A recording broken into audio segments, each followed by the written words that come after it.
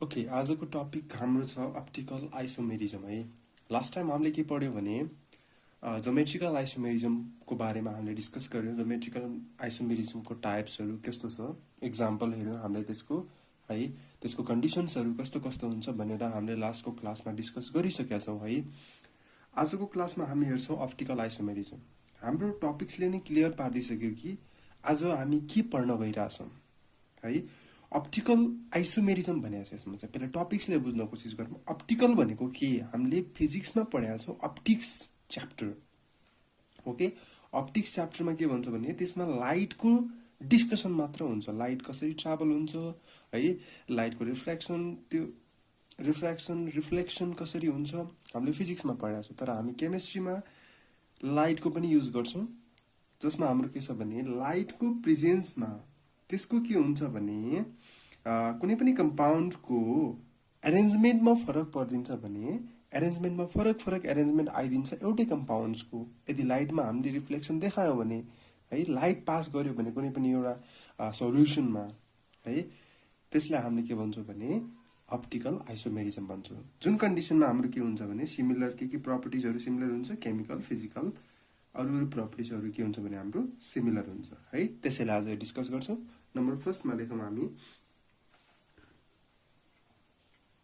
के सिमिलर हुन्छ त यसमा है। यसमा सिमिलर के छ भने केमिकल प्रपर्टिज, केमिकल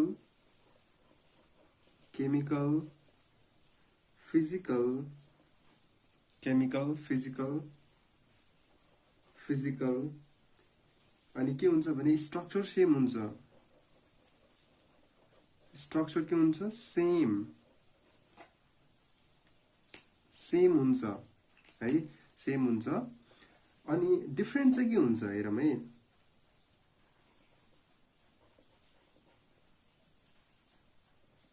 डिफरेन्ट के हुन्छ भने यसको एरेन्जमेन्ट, ग्रुपको एरेन्जमेन्ट के हुन्छ भने डिफरेन्ट हुन्छ। हेरौँ है,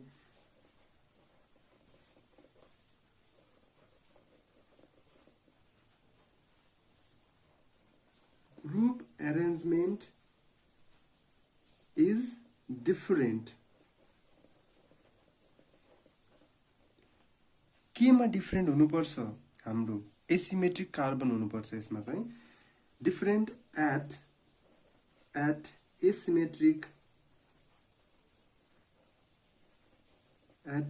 एसिमेट्रिक कार्बन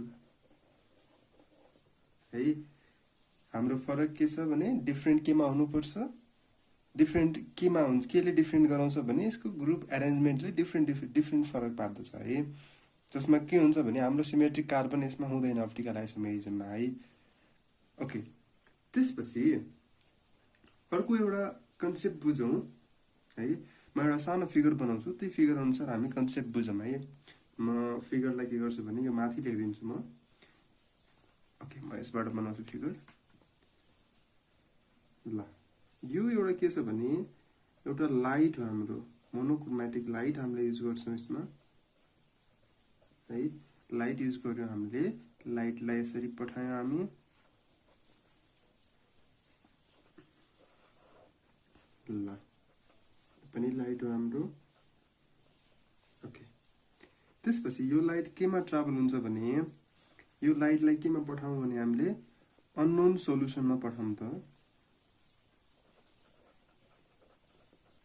अननोन सोल्युसनमा पठायौँ भने यसमा के बन्छ त, हेरौँ त।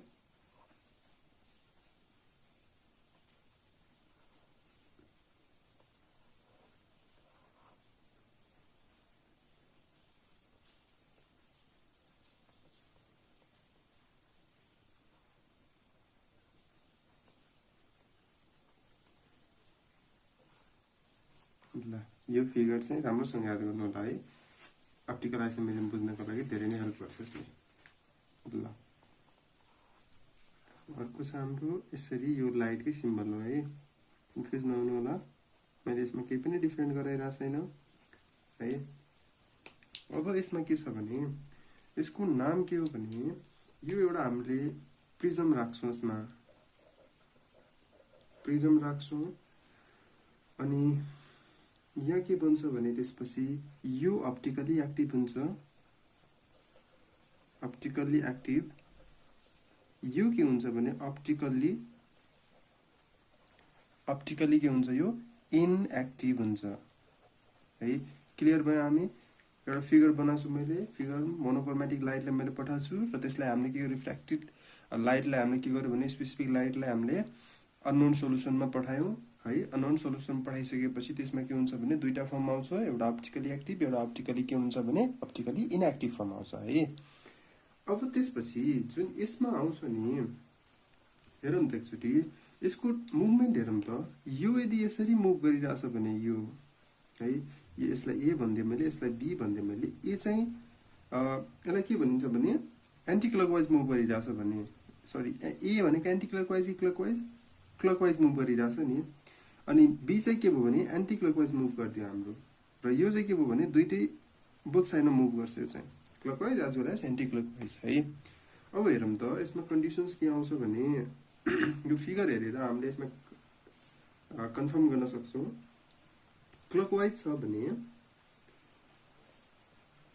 यदि क्लकवाइज मुभ गर्यो भने यसलाई हामीले कुन फर्म भन्छौँ, कुन फर्मको कन्फिगरेसन भन्छौँ भने डी फर्म। यसलाई हामीले के भन्छौँ, डी फर्म, अथवा यसैलाई भन्छौँ हामीले पोजिटिभ फर्म पनि भन्छौँ, जसलाई हामीले के भन्ने गर्छौँ, dextro rotatory form. Dextro rotatory form भन्छौँ हामीले यसलाई है। क्लियर भयो? त्यसपछि हामीले त क्लकवाइजको कुरा गऱ्यौँ नि। अब एन्टी क्लकवाइज भनेको कस्तो हुन्छ भने एन्टी क्लकवाइज छ भने त्यसलाई हामीले के भन्छौँ भने एल फर्म भन्छौँ, यसलाई नेगेटिभ फर्म पनि भन्छौँ हामीले। एल भनेको के, लिभो रोटेटरी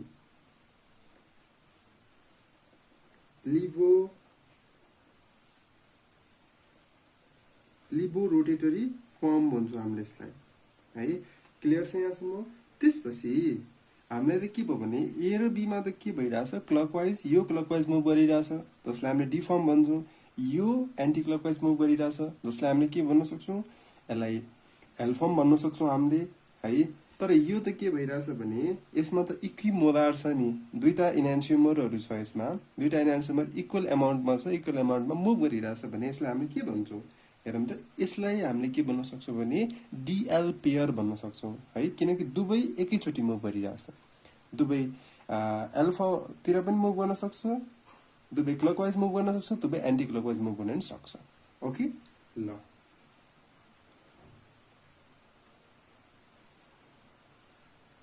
इक्विमोलार मिक्सचरमा के हुन्छ भने अफ डी एन्ड एल, यसलाई हामीले के भन्छौँ भने डिएल भन्छौँ। र यसैलाई हेऱ्यो भने मिक्स हुन्छ, यो बुझिरहेछौँ।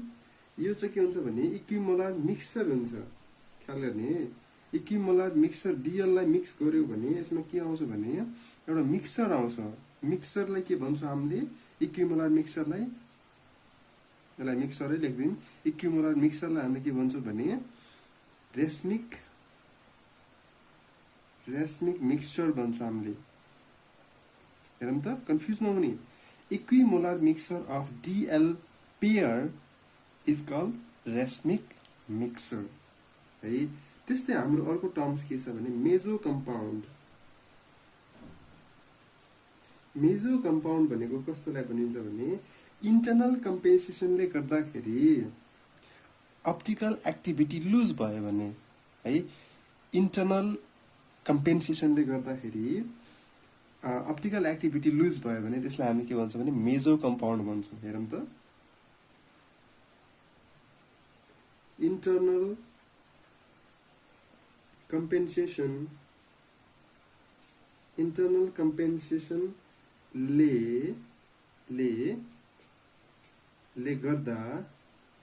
गर्दा के हुन्छ भने अप्टिकल एक्टिभिटी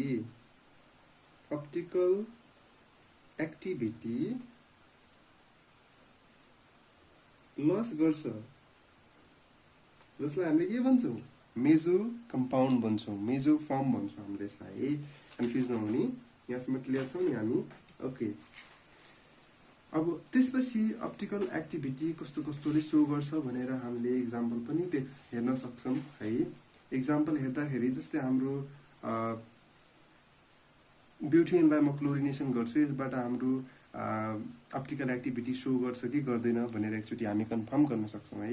यहाँबाट म गएँ त्यसपछि अब है, यहाँबाट म सिधै जान्छु, त्यसपछि इक्जाम्पल लेख्छु म। इक्जाम्पलमा एउटा कुनै कम्पाउन्ड लेख्छु CH3 CH2 CH2 CH3 छ है। त्यसपछि यहाँ के छ भने मैले क्लोरिनसँग के गरेँ भने लाइट राखिदिएँ, किनकि लाइटको प्रेजेन्समा हुने छ। त्यसैले मेरो के बन्छ भने CH3 CH2 C CH3 H Cl। हेरौँ त, एउटा बन्यो, त्यसपछि अर्को बन्छ हाम्रो plus CH3 CH2 C CH3 Cl, त्यसपछि यो के छ H छ नि। अब हेरौँ त, हेरौँ है, यो हाम्रो के छ भने यो एउटा के हो काइरल कार्बन हो हाम्रो, यो यसको के हो काइरल कार्बन हो नि है, कन्फ्युज नहुने, यो काइरल कार्बन हो हाम्रो। यसलाई हामी के भन्छौँ काइरल कार्बन। मैले यसको बारेमा छुट्टै भिडियो बनाएर राखिदिएको छु, त्यो गएर हेर्नुहोस् काइरल कार्बन भनेको के हो, त्यहाँबाट क्लियर हुन्छ है। एच जुन छ, एच को रोटेसन, यो कम्पाउन्डलाई कसरी रोटेसन गर्ने भने यसरी रोटेसन गर्यो भने यसलाई हामी के भन्छौँ डी फर्म भन्छौँ है। अब यो क्लोरिनलाई मैले के गरेँ भने यसरी रोटेसन गर्न थालेँ भने यसैलाई मैले के गर्छु, सरी मैले रङ गरेँ, मैले के गरेँ भने यो हाइड्रोजनलाई मैले यसरी रोटेसन गरेँ भने यता साइडतिर रोटेसन गरेँ भने यसलाई मैले के भन्छु एल फर्म भन्छु।